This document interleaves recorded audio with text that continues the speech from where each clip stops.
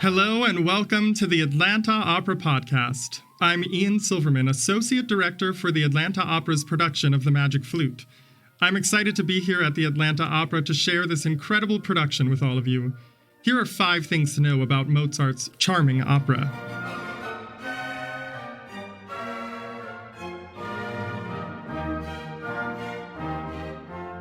Number 1. The Magic Flute, or as it is referred to in German, die Zauberflöte, is a Singspiel.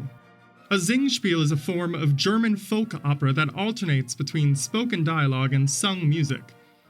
They are usually comic in nature and meant to be more accessible to audiences than some of the other forms of music theater. In a way, the Singspiel is the predecessor to the modern-day musical comedy.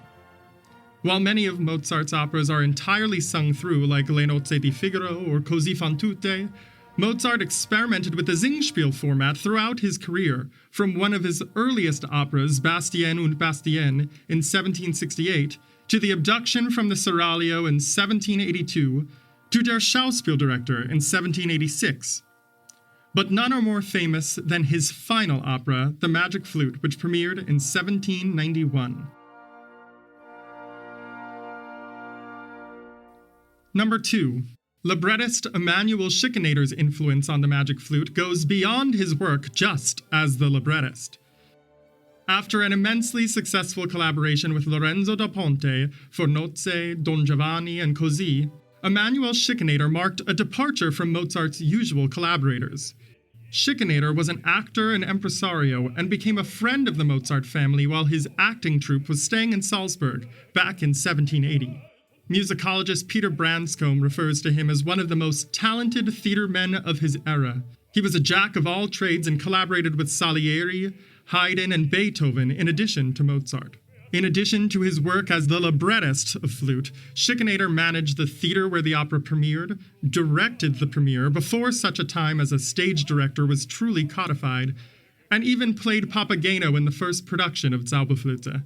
Mozart and Schikaneder worked very closely on the creation of Magic Flute, meeting almost every day whilst Mozart was also in the midst of dealing with 2 other commissions, his Requiem and Clemenzo di Tito, which was commissioned for the coronation of Leopold II at Prague.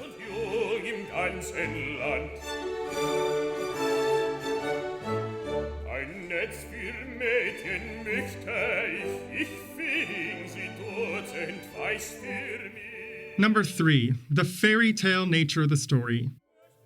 The actual plot of The Magic Flute has puzzled scholars and audiences alike for centuries and leaves itself up for many different interpretations. While it can be approached from a Jungian or Freudian perspective, at its heart, it is important to remember that this is a fairy tale and was created to entertain and delight its audiences. That is the approach we have taken in telling the story. Inspired by the paintings of Maxfield Parrish, our world, designed by David Higgins, is one of innocence and invokes colorful children's books. The production includes an extensive use of puppets and imaginary animals, from the huge serpent that encircles the entire stage to Papageno's bird friends and even a fox and porcupine, all help create a vibrant world of surprise and fantasy that will appeal to children and adults alike.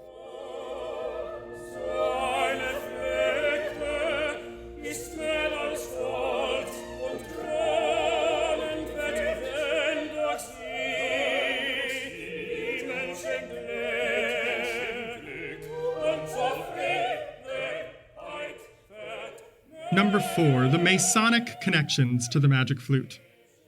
Much has been explored about the Masonic connections to Mozart's final opera.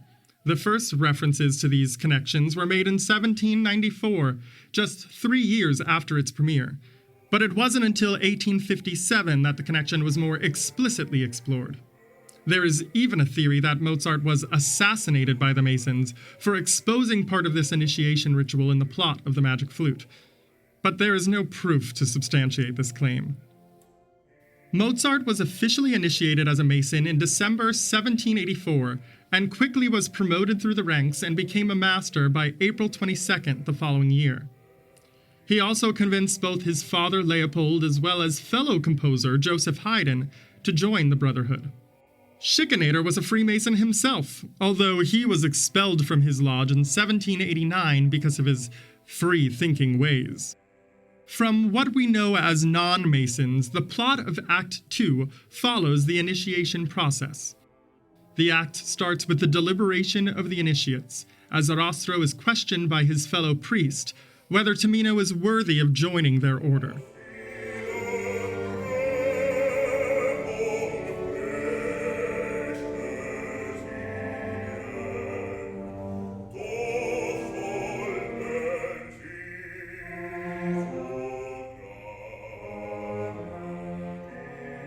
Number 5.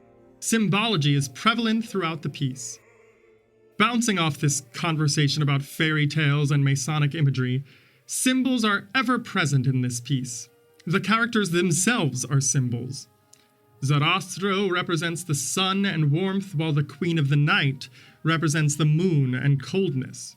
Tamino represents fire as he burns with passion, while Pamina is his dyad representing water.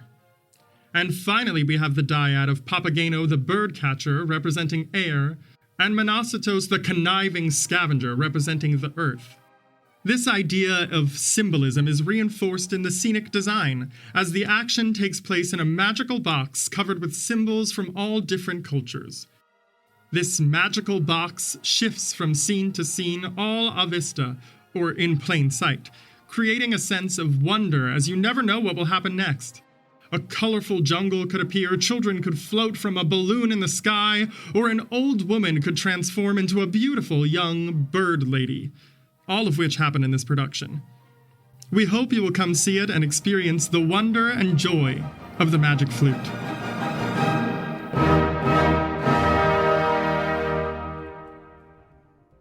Thank you all for joining me on the Atlanta Opera Podcast. If you enjoyed learning more about the Magic Flute, please rate and review this podcast on Apple Podcasts. It's a great way for more people like you to find out about our content. And don't forget to follow the Atlanta Opera Podcast for more great episodes.